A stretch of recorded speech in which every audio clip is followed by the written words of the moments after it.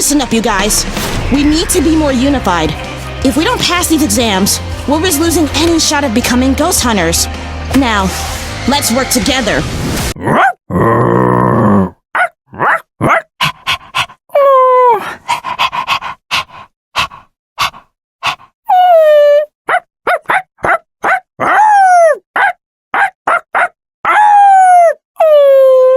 Man, talk about pathetic.